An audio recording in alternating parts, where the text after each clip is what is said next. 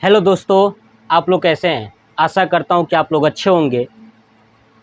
आज मैं आपको एक नया सिलेबस स्टार्ट करने वाला हूं, इंग्लिश ग्रामर, जिसमें हम लोग ये जानेंगे कि सिलेबस क्या क्या हमें पढ़ना है।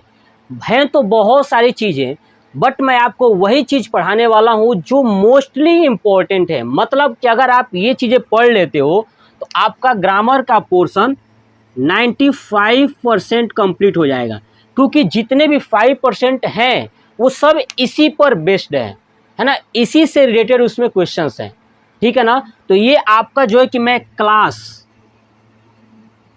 10 और क्लास 9, 10, 11, 12 जहाँ तक कि ग्रामर की पोर्शंस आती है ना, मैं पूरा ही कंप्लीट कराऊंगा 9, 10, 11, 12 और आगे कंपटीशन लेवल तक। ठीक है ना। ये पूरा डिटेल्स के साथ रहने वाला है। क्लियर। देखिए, सबसे पहले मैं बता दूं कि इंग्लिश ग्रामर आखिर में ये ग्रामर आया कहाँ से।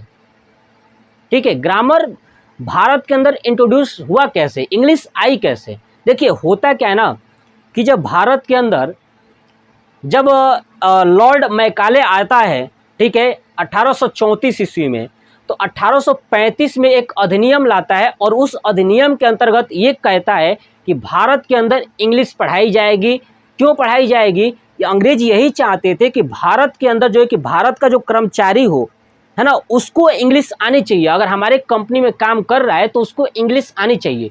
क्यों आनी चाहिए? उसने यही सोचा था, लॉर्ड मैकाले ने, कि अगर हम अपने देश से कर्मचारी लाते हैं तो उसको वेतन ज़्यादा देना पड़ेगा, उसको रहने की सुविधा देनी पड़ेगी, खाने पीने की सुविधा देनी पड़ेगी, मतलब तमाम सभी सुविधाएं देनी पड़ेगी। तो लॉर्ड मैकाले ने सोचा कि क्यों ना भारतवासियों को ही इंग्लिश सिखा दिया जाए, ताकि यही वो काम कर दे और वहाँ से यानी ब्रिटेन से, इंग्लैंड से लोगों को लाने की जरूरत न पड़े। और भारत के अंदर इंग्लिश का प्रचलन स्टार्ट हो गया। कब से? 1835 के बाद से। ठीक है, चलिए। तो ये इंग्लिश ग्रामर है। सबसे पहले ग्रामर की स्पेलिंग ही याद रखिएगा। बहुत सारे बच्चे ग्रामर की स्पेलिंग गलत कर देते हैं। ग्रामर की स्पेलिंग होती है GRAMMAR। तो याद रखिएगा, बच्चे क्या करते हैं ना कि GRAMMER, जो कि ई नहीं होना चाहिए। क्या होना चाहिए? GRAMMAR। ग्रामर की स्पेलिंग ए होता है। ध्यान रखिएगा, बहुत सारे बच्चे जो है कि ई लगाते हैं, जबकि क्या होता है? ए होता है। गलती करते हैं तो आप गलती मत करिएगा। ठीक है ना। चलिए, तो ग्रामर का सिलेबस क्या क्या पढ़ने वाले हैं। सबसे पहले सिलेबस पढ़ेंगे लैंग्वेज, यानी भाषा। ये जानेंगे कि भाषा जो है कि कैसे बना है ना। भाषा का सबसे छोटा यूनिट्स क्या है, ठीक है, भाषा कितने प्रकार की है, ये मैं लैंग्वेज में आपको पढ़ाऊंगा। क्लियर। उसके बाद मैं आपको पढ़ाऊंगा सेंटेंस, यानी वाक्य, वाक्य बनते कैसे हैं। ठीक है। उसके बाद सेंटेंस के बाद हम लोग पढ़ेंगे पार्ट्स ऑफ स्पीच, है ना। पार्ट्स ऑफ स्पीच टोटल जो 8 है ना, noun, pronoun, verb, adverb, adjective, preposition, conjunction, interjection.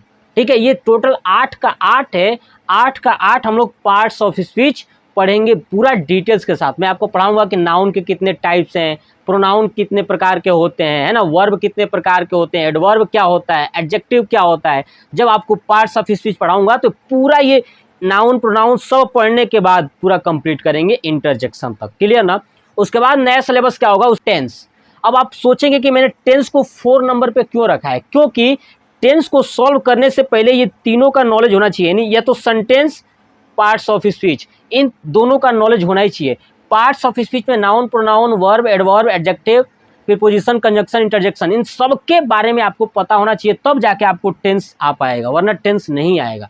Direct मैं टेंस पढ़ाऊंगा तो नहीं आएगा समझ में। क्यों नहीं आएगा? क्योंकि पार्ट्स ऑफ स्पीच पर ही बेस्ड है ये, और सेंटेंस पर बेस्ड है, इसलिए मैं टॉपिक सिलेबस वाइज रखा हूं। और जब आप टेंस पढ़ लोगे ना तो आप सॉल्व करने लगोगे active voice, passive wise, automatic answer बताने लगोगे एक्टिव वाइज, पैसिव वाइज। कब? जब आप टेंस कर लोगे तब। जब टेंस सीख जाओगे बनाना तो आप एक्टिव वाइज, पैसिव वाइज बना लोगे।